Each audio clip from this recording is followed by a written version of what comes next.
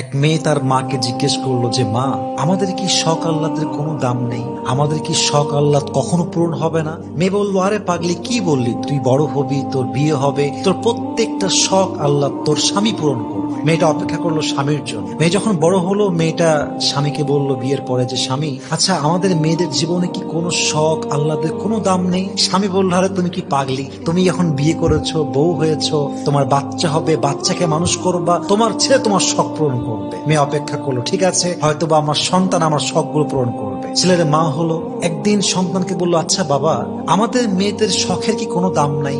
আমাদের আহ্লাদের কোনো দাম কি পৃথিবীতে নেই?